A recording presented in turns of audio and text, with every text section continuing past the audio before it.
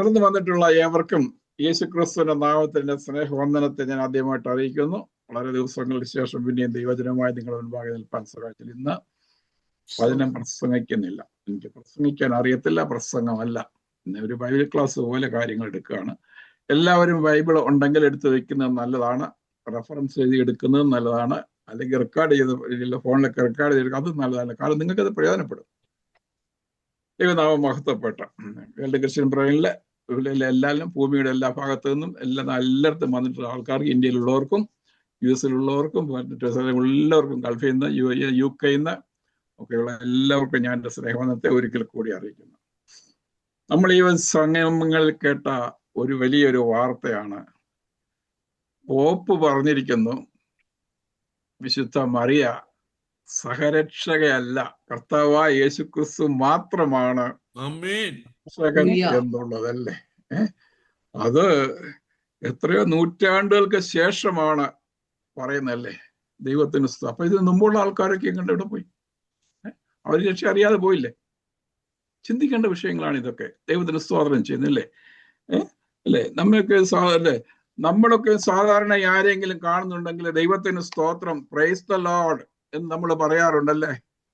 അല്ലെങ്കിൽ എന്തെങ്കിലും ഒരു രോഗം, അല്ലെങ്കിൽ മറ്റെന്തെങ്കിലും ഒരു ആപത്ത്, അല്ലെങ്കിൽ ഒരു അനർത്ഥങ്ങൾ വരും, നമ്മൾ അയ്യോ ദൈവമേ കർത്താവേ എന്ന് നമ്മൾ പറയാറുണ്ട്. ദൈവത്തിന് സ്തോത്രം. എന്നാല് ചില ക്രിസ്ത്യാനികൾ, സമൂഹത്തിലുള്ളവർ അങ്ങനെയല്ല. മാതാവേ, എന്റെ മാതാവേ, ശ്രദ്ധിച്ചിട്ടുണ്ടോ നിങ്ങള്? അല്ലേ? അങ്ങനല്ലേ? മാതാവേ, ഏറ്റവും വലുത് മാതാവ്, മാതാവ്, മാതാവ്, മാതാവ്. ദൈവത്തിന് ഇരുവചനം നമ്മൾ ശരിയായിട്ട് ശ്രദ്ധിക്കേണ്ടിയിരിക്കുന്നത് അല്ലേ? ദൈവത്തിന് സ്തോത്രം ചെയ്യുന്നത്. കർത്താവായ യേശുക്രിസ്തുവിനെ കുറിച്ച് നമ്മൾ ശരിയായിട്ട് മനസ്സിലാക്കിയില്ലെങ്കിൽ കാര്യങ്ങളൊക്കെ വളരെ വളരെ വ്യത്യസ്തമാണ്. ദൈവത്തിന് സ്തോത്രം ചെയ്യുന്നത് അല്ലേ? 2025 സെപ്റ്റംബറിൽ, ഈ സെപ്റ്റംബറിൽ തന്നെ ഈ 8 നോയമ്പ് നടക്കുന്ന സമയത്ത് ഞാൻ ഒരാളുമായിട്ട് അടുത്ത സംവാദത്തിൽ ഏർപ്പെടേണ്ട ഒരു വിഷയം എനിക്കുണ്ടായി. കാരണം 8 നോയമ്പിന്റെ സമയത്താണല്ലോ പ്രിയ സ്വർഗത്തിലോട്ട് പോയെന്ന് എല്ലാവരും വിചാരിക്കുന്നത്. അയാൾ എന്നോട് പറഞ്ഞത്, ഞങ്ങളുടെ മാതാവിനെ പറഞ്ഞാല് അടിച്ചതിന്റെ ഷേപ്പ് ഞാൻ മാറ്റിക്കളയെന്ന് പറഞ്ഞു. അല്ലേ? ഞാൻ നിങ്ങളുടെ മാതാവിനെ കുറിച്ച് വല്ലതും പറഞ്ഞു?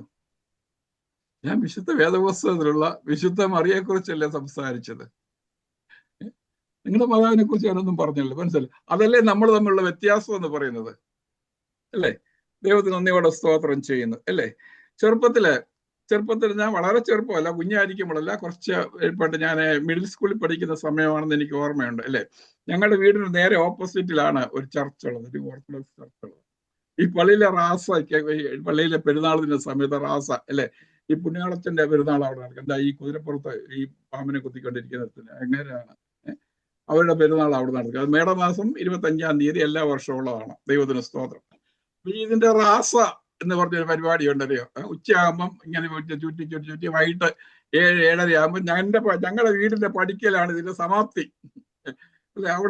അവിടെ നിന്ന് കുറച്ച് റോഡിൽ നിന്ന് ഇങ്ങനെ കൊട്ടിയും പാടിയൊക്കെ കഴിക്കുന്ന സമയത്ത് കൂടെയുള്ള ആൾക്കാരും അവിടെയുള്ള എല്ലാവരും കൂടി ഇങ്ങനെ ആർപ്പോയി വിളിക്കുകയൊക്കെ വളരെ ബഹളങ്ങളൊക്കെ ചില യൗവനക്കാരികളായിട്ടുള്ള ചില സ്ത്രീകളെ കൂട്ടത്തിലുണ്ട്. യൗവനക്കാരികളായിട്ടുള്ള ചില അവരിങ്ങനെ കയ്യിൽ താലപ്പൊലിയോ എണ്ണ ഇതൊക്കെ കത്തിച്ച് പിടിച്ചോണ്ട് സന്ധ്യയായി 7-8 മണിയപ്പോ ആ കൂട്ടത്തിൽ നിന്നുണ്ട് അവരൊരു പാട്ട് പാടി. അതെന്നെ ആ സമയത്ത് വളരെ ചിന്തിപ്പിച്ചു. ഞാൻ മിഡിൽ സ്കൂളിൽ 6-7 പഠിക്കുന്ന സമയത്താണ്. അവർ പാടുകയാണ്, കന്യകമാരിൽ കന്യകയെ ദൈവത്തെ പ്രസവിച്ചവളെ അനുഗ്രഹമായി തീരണമേ റാസ. ഞാൻ ചിന്തിച്ചിരിക്കണ്ടേ, ദൈവത്തെ പ്രസവിക്കുന്നതിന് മുൻപ് ദൈവം എവിടെയായിരുന്നു?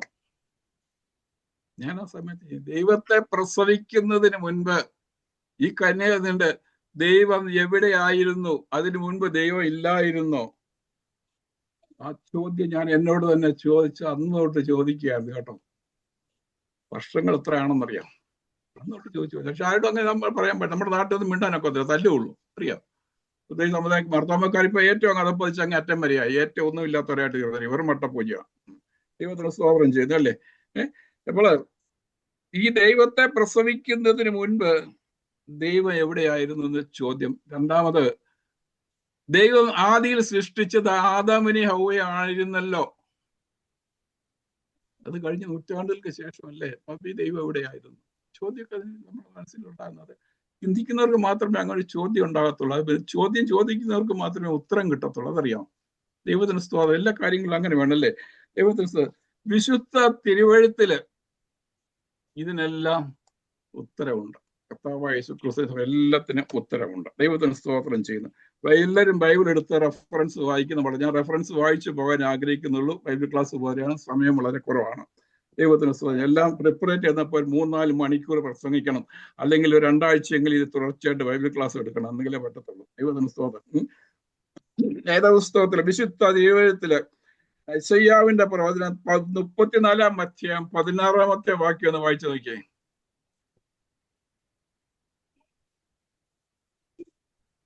യഹോവയുടെ പുസ്തകത്തിൽ അന്വേഷിച്ച് വായിച്ചു നോക്കുവിൻ, അവരിൽ ഒന്നും കാണാതിരിക്കുകയില്ല, ഒന്നിനും ഇണയില്ലാതിരിക്കുകയുമില്ല. അവന്റെ വായല്ലോ കൽപ്പിച്ചത്, അവന്റെ ആത്മാവത്രേ അവയെ കൂട്ടിവരുത്തിയത്. ദൈവത്തിന് സ്തോത്രം. നിങ്ങൾ ചോദിക്കുന്ന വിശുദ്ധ തിരുവഴുത്തില് അല്ലെങ്കിൽ കർത്താവായ യേശുക്രിസ്തുവിന് അല്ലെങ്കിൽ എല്ലാ ക്രിസ്തീയമായിട്ടുള്ള ഏത് കാര്യങ്ങൾക്ക് നിങ്ങൾ ചോദിക്കുന്ന ചോദ്യത്തിന് നിങ്ങൾക്ക് തന്നെ അതിന് ഉത്തരം കണ്ടുപിടിക്കാൻ വിശുദ്ധ തിരുവഴുത്തിൽ അതിന് ഉത്തരവുണ്ട്. ദൈവത്തിന് സ്തോത്രം. നമുക്ക് വായിക്കാം. ദൈവത്തിന് സ്തോത്രം. യേശു ആരാണെന്ന് പൂർണ്ണമായും മനസ്സിലാക്കിയെങ്കിൽ മാത്രമേ വിശുദ്ധ മറിയ ആരാണെന്ന് മനസ്സിലാക്കാൻ കഴിയത്തുള്ളൂ. അല്ലാതെ നിങ്ങൾക്ക് ഒരിക്കലും മനസ്സിലാക്കത്തില്ല. ദൈവത്തിന് സ്തോത്രം ചെയ്യുന്നു അല്ലേ? ദൈവമാതാവ് എന്നൊരു ചോദ്യം വന്നപ്പോ ഞാൻ ദൈവത്തിനൊരു മാതാവോ എന്നൊരു ചോദ്യം ഞാൻ എന്നോട് തന്നെ ചോദിച്ചു. അപ്പൊ പിന്നെ ദൈവം ആരാ? ചോദ്യം എന്നോട് തന്നെ ചോദിച്ചാ ദൈവത്തിന്റെ മാതാവോ? ദൈവമാതാവ് ഞങ്ങളുടെ വീട്ടിലൊക്കെയാണ് ദൈവമാതാവ് എന്നൊക്കെ പറയുന്നത് ഭയങ്കര ഇതാ. പക്ഷെ മിണ്ടാനൊക്കെ മിണ്ടിക്കഴിഞ്ഞാൽ വീട്ടിൽ വഴക്ക് പറയത്തില്ല. ഞങ്ങളുടെ വീട്ടിലൊക്കെ ഭയങ്കര മാതാവിന് എഴുതിരി കത്തിക്കുന്നു, അങ്ങനെ ചെയ്യുന്നു, 8 കഴിയുമ്പോൾ നോക്കുന്നു, മറ്റേ മണർകാട്ട് പോകുന്നു, ഇല്ല മാതാവേ മാതാവേ മാതാവേ. ഞാൻ ഇരിക്കനാണ് മിണ്ടാൻ പറ്റും. എല്ലാവരും നമുക്കെതിരല്ലേ? ദൈവത്തിന് സ്തോത്രം ചെയ്യുന്നു. ഹോശയ്യ 4-ാമത്തെ വാക്യത്തിൽ ഇങ്ങനെ പരിജ്ഞാനമില്ലായാൽ എന്റെ ജനം നശിച്ചു പോകുന്നു. പരിജ്ഞാനം, ജ്ഞാനം വേറെ പരിജ്ഞാനം വേറെ, രണ്ടും രണ്ടാണ്. മനസ്സിലായി? പരിജ്ഞാനത്തിന്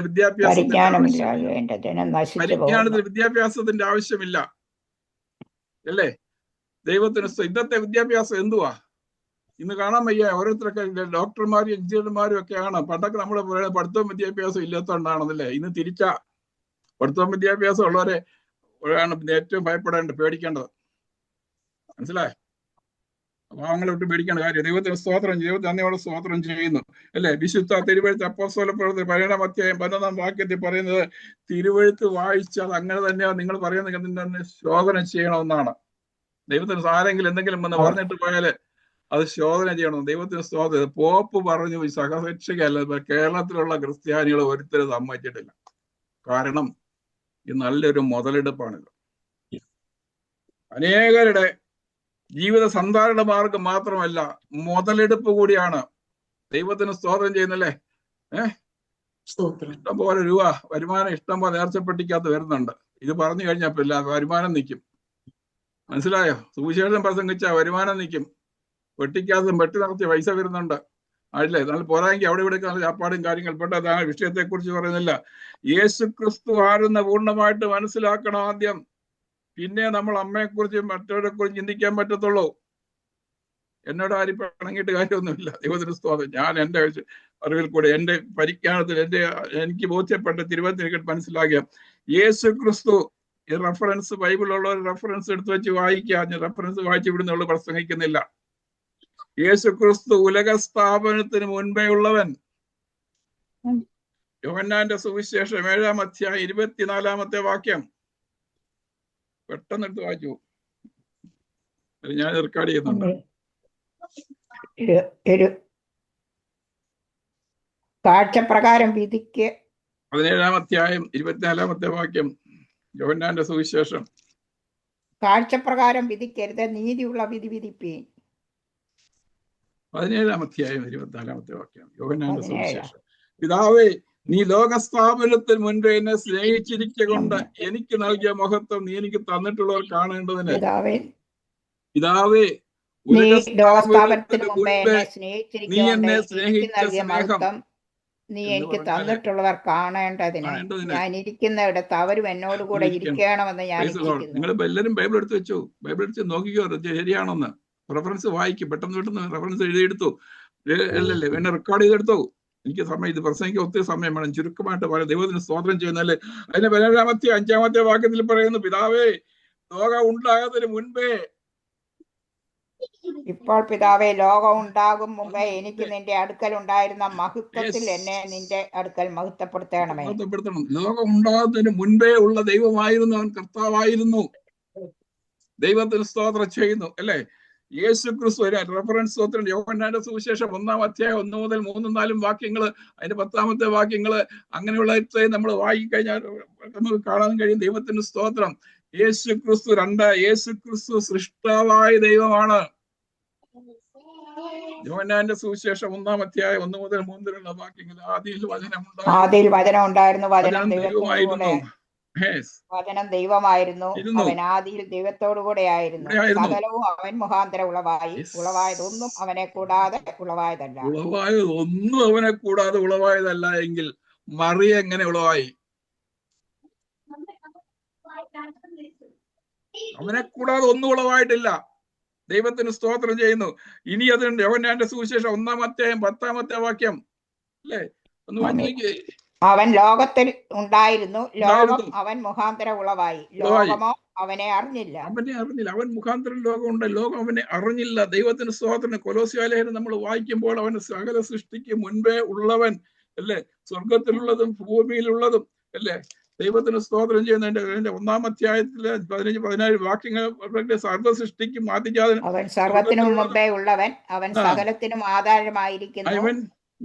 അവൻ സഭ എന്ന ശരീരത്തിന്റെ തലയുമാകുന്നു. സകലത്തിലും മുമ്പനാകേണ്ടതിന് അവൻ ആരംഭവും മരിച്ചവരുടെ ഇടയിൽ നിന്ന് ആദ്യനായി എഴുന്നേറ്റവനുമാകുന്നു. അതല്ല നമ്മൾ വായിക്കുന്നത്, സൃഷ്ടിയാണ്. അവൻ അദൃശ്യനായ ദൈവത്തിന്റെ പ്രതിമയും സൃഷ്ടിക്ക് ആദിജാതനും. സ്വർഗത്തിലുള്ളതും ഭൂമിയിലുള്ളതും ദൃശ്യമായതും അദൃശ്യമായതും, ഇതും സിംഹാസനങ്ങളാകട്ടെ, വാഴ്ചകളാകട്ടെ, കർത്തൃത്വങ്ങളാകട്ടെ, വാഴ്ചകൾ, അധികാരങ്ങൾ ഒക്കെയും സകലതും അവൻ മുഖാന്തരം സൃഷ്ടിക്കപ്പെട്ടു.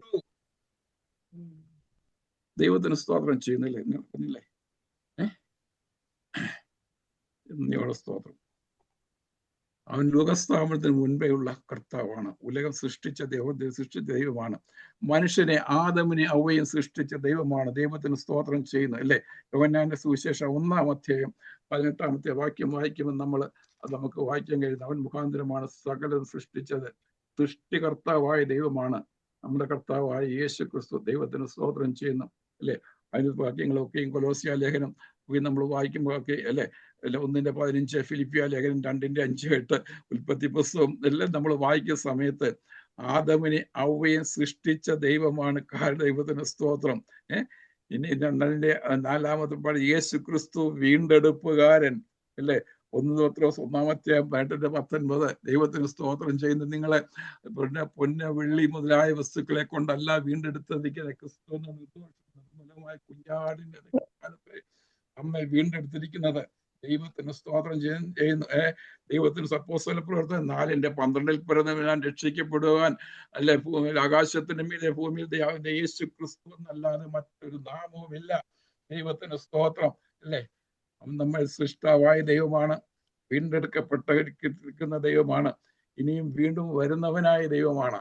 ദൈവത്തിന് സ്തോത്രം ചെയ്യുന്ന തിരുവചനം ഞാൻ റെഫറൻസ് നിങ്ങൾക്കറിയാം അല്ലെ. 1 തെസ്സലോനിക്കർ 4:16, 17 വെളിപ്പാട് 3:11, ഫിലിപ്പിയ ലേഖനം 3-ാം അധ്യായം 20-ാമത്തെ വാക്യം, നമ്മുടെ പൗരത്വമോ സ്വർഗത്തിൽ നിന്ന് ആകുന്ന അവിടുന്ന് കർത്താവായ യേശു ക്രിസ്തു രക്ഷിതാവായി വരുമെന്ന് നാം കാത്തിരിക്കുന്ന എല്ലാവരും വീണ്ടും വരുന്ന കർത്താവാണ്. 4:5 വീണ്ടെടുക്കപ്പെട്ടവർക്കായി ഒരു പുതിയ ഭവനവും പുതിയ ആകാശവും പുതിയ ഭൂമിയും പുതിയ യെരൂശലേമും ഇപ്പോൾ അവൻ സൃഷ്ടിച്ചു കൊണ്ടിരിക്കുന്നു എന്നാ ഞാൻ മനസ്സിലാക്കി. ഇപ്പോഴും സൃഷ്ടിച്ചു കൊണ്ടിരിക്കുന്നു. ദൈവത്തിന് സ്തോത്രം. യെശയ്യാവ് 65:17 വാക്യം വായിച്ചു നോക്കിയേ.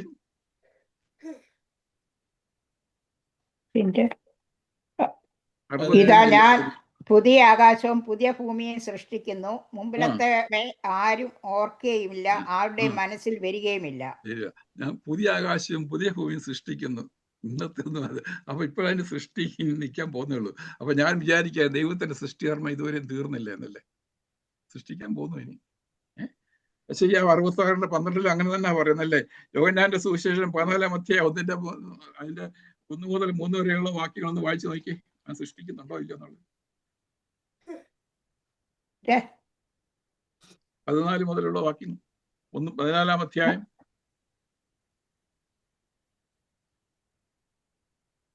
അതിന് 3-ാമത്തെ വാക്യം, ഞാൻ പോയി നിങ്ങൾക്ക് സ്ഥലം ഒരുക്കിയാൽ ഞാൻ ഇരിക്കുന്നിടത്ത് നിങ്ങളും ഇരിക്കേണ്ടതിന് പിന്നെയും വന്ന് നിങ്ങളെ എന്റെ അടുക്കൽ ചേർത്തുകൊള്ളും. അപ്പം സ്ഥലം ഒരുക്കിക്കൊണ്ടിരിക്കുക. ദൈവത്തിന് സ്തോത്രം ചെയ്തല്ലേ. ഇനി ഏറ്റവും അവസാനമായിട്ട് അതിനെ കുറിച്ച് പറഞ്ഞു വെളിപാട് പുസ്തകം 21-ന്റെ 1-ാമത്തെ വാക്യം ഒന്ന് വായിച്ചു നോക്കി. ഞാൻ പുതിയ ആകാശവും പുതിയ ഭൂമിയും കണ്ടു. അല്ലേ, ദർശനത്തിൽ കാണുകയാണ്. 1-ാമത്തെ ആകാശം 1-ാമത്തെ ഭൂമി ഒഴിഞ്ഞുപോയി, സമുദ്രമില്ല. അല്ലെ, പുതിയ യെരൂശലേം എന്ന വിശുദ്ധ നഗരം കർത്താവിനെ അലങ്കരിച്ച മണവാട്ടിയെ പോലെ ഒരുങ്ങി സ്വർഗത്തിലും ദൈവസന്നിധിയിൽ നിന്ന് ഇറങ്ങുന്നത് ഞാൻ കണ്ടു. ഇപ്പോഴൊരു പുതിയ ആകാശവും പുതിയ ഭൂമിയും പുതിയ യെരൂശലേമും സൃഷ്ടിച്ചു കൊണ്ടിരിക്കുകയാണ്. ദൈവത്തിന് സൃഷ്ടാവായ ദൈവമാണ്, വീണ്ടെടുപ്പുകാരനായ ദൈവമാണ്. ദൈവത്തിന് സ്തോത്രം. വീണ്ടും വരുന്നവനായ കർത്താവാണ്. ദൈവത്തിന് സ്തോത്രം. അവൻ നമുക്ക് വേണ്ടി ഒരു ഭവനം ഒരു ഫെസിലിറ്റി ഒരുക്കിക്കൊണ്ടിരിക്കുക. ഇത്ര സമയം കൂടി പോയി ക്ഷമിക്കണം. ദൈവത്തിന് സ്തോത്രം ചെയ്യുന്നല്ലേ. ദൈവത്തിന് ഒന്നുമില്ലായ്മയിൽ സകലത്തെയും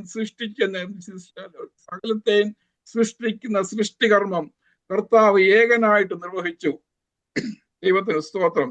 സസ്യലതാദികളും കരയിലും കടലിലും ആകാശത്തും പറക്കുന്ന പർവ്വജന്തുക്കളെയും സകല ജീവജാലങ്ങളെയും ദൈവം ഏകനായി സൃഷ്ടിച്ചു.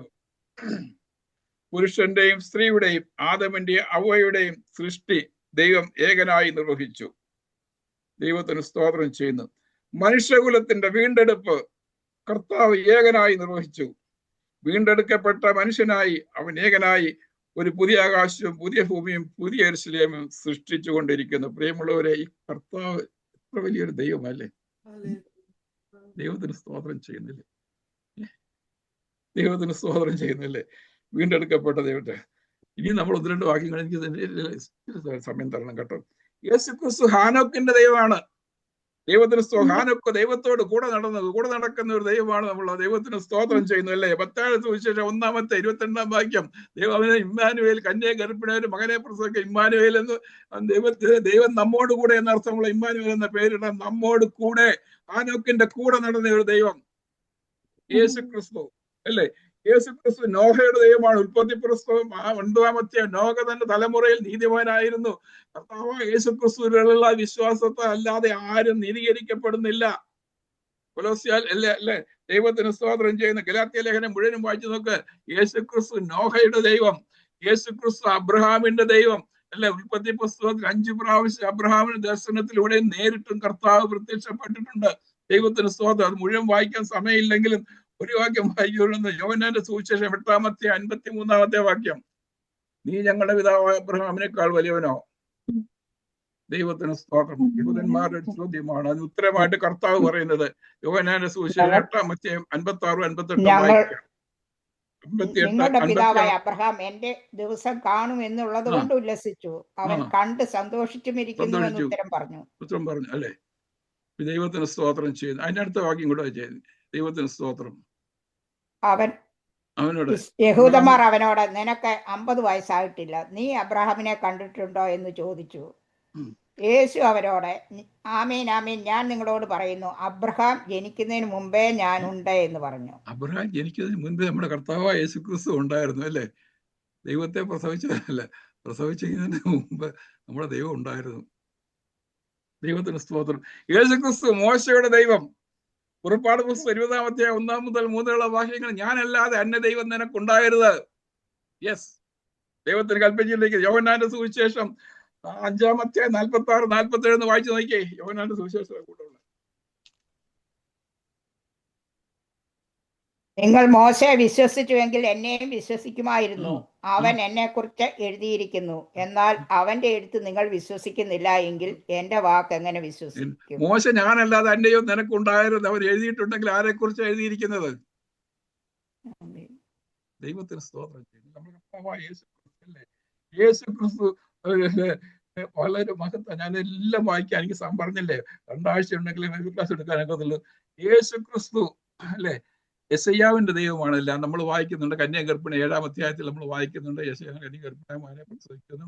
പിന്നെ മത്തായിയുടെ സുവിശേഷത്തിൽ തുടങ്ങുന്ന 1:22 പിന്നെ യെശയ്യാവിന്റെ പ്രവചനം പൂർത്തിയായെന്നൊക്കെ നമ്മൾ വായിക്കുന്നുണ്ട്. പോട്ടെ, അത് നമ്മൾ വേറൊരു വാക്യം നമ്മൾ നിങ്ങളെ കൊണ്ട് വായിപ്പിച്ചൊക്കെ യെശയ്യാവിന്റെ പ്രവചനം ഉള്ളതുണ്ട്.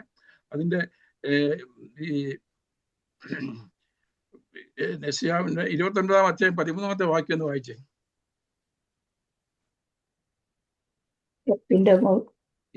ഈ ജനം അടുത്തു വന്ന് വായ്കൊണ്ടും അതരം കൊണ്ടും എന്നെ ബഹുമാനിക്കുന്നു, എങ്കിലും തങ്ങളുടെ ഹൃദയം അവർ എങ്കിൽ നിന്ന് ദൂരെ തകറ്റി വെച്ചിരിക്കുന്നു. എന്നോടുള്ള അവരുടെ ഭക്തി മനഃപ്പാടമാക്കിയ മാനുഷ്യ കൽപ്പനയത്രേ.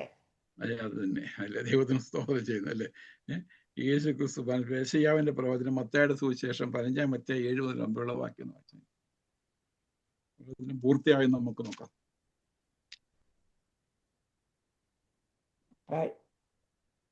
മത്തായി സുവിശേഷം 15:7-9. ഞാൻ വചനത്തിൽ നിന്ന് സംസാരിക്കുന്നില്ല ഒന്നുമില്ല. ഈ ജനം ആദരം കൊണ്ട് എന്നെ ബഹുമാനിക്കുന്നു, എങ്കിലും അവരുടെ ഹൃദയം എന്നെ വിട്ടകന്നിരിക്കുന്നു. മാനുഷ്യ കൽപ്പനകളായ ഉപദേശങ്ങളെ അവർ പഠിപ്പിക്കുന്നതുകൊണ്ട് എന്നെ വ്യർത്ഥമായി ഭജിക്കുന്നു എന്നിങ്ങനെ പ്രവചിച്ചത് ഉദ്ധരിക്കുന്നു. അല്ലേ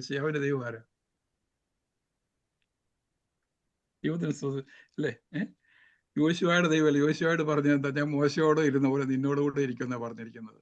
അപ്പൊ യോശുവയുടെ ദൈവം ആരാ? ദൈവത്തിന് സ്തോത്രം ചെയ്യുന്നു.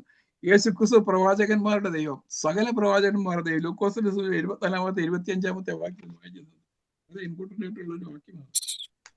പ്രവാചകന്മാരുടെ ദൈവം അല്ലേ.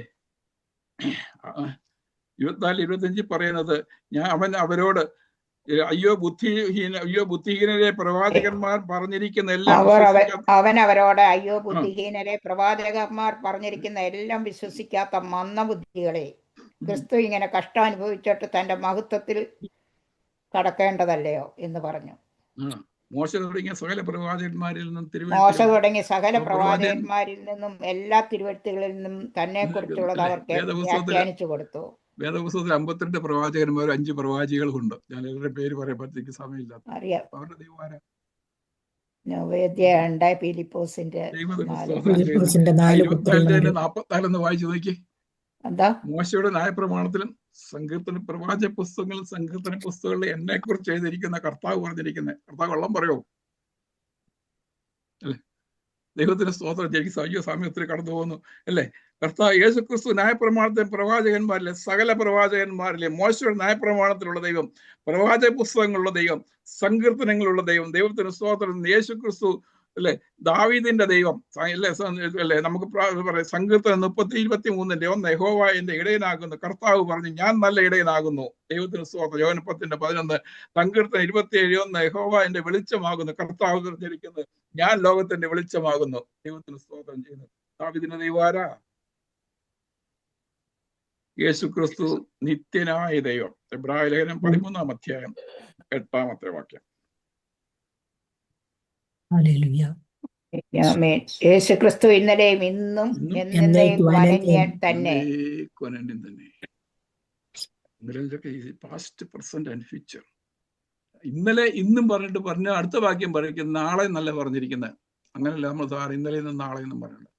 എന്നേക്കും ദൈവത്തിന് സ്തോത്രം ചെയ്യുന്നു അല്ലേ. വെളിപ്പാട് പുസ്തകം 1-ാമത്തെ 18-ാമത്തെ വാക്യത്തിൽ പറയുന്നത്, ഇരിക്കുന്നവനും വരുവാനുള്ളവനും. വരുവാനുള്ളവന് ദൈവത്തിന് നന്ദിയോടെ സ്തോത്രം ചെയ്യുന്നല്ലേ. അപ്പൊ അവന്റെ എന്നേക്കുള്ള നിത്യനായ ദൈവമാണ് അല്ലേ. He's the almighty God. ദൈവത്തെ Jesus Christ is the almighty God. ദൈവത്തിന് സ്തോത്രം. യേശു ക്രിസ്തുവിന് ചില ഡിവൈൻ നാമങ്ങൾ ഉണ്ടല്ലേ. ഡിവൈൻ നാമം എന്ന് പറയുന്നതിന് ശരിയായിട്ടുള്ള അർത്ഥം എന്നാണെന്ന് അല്ലേ.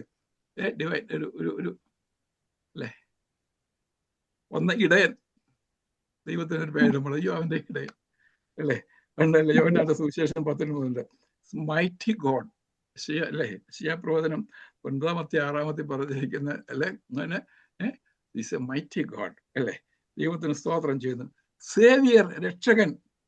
2 പത്രോസ് 2-ാമത്തെ 20-ാം വാക്യത്തിൽ നമ്മൾ വായിക്കുന്നുണ്ട് അല്ലേ. കുഞ്ഞാടിന്റെ വിലയേറിയ രക്തത്താലാണ് നമ്മളെ വീണ്ടെടുത്തിട്ട് രക്ഷകൻ.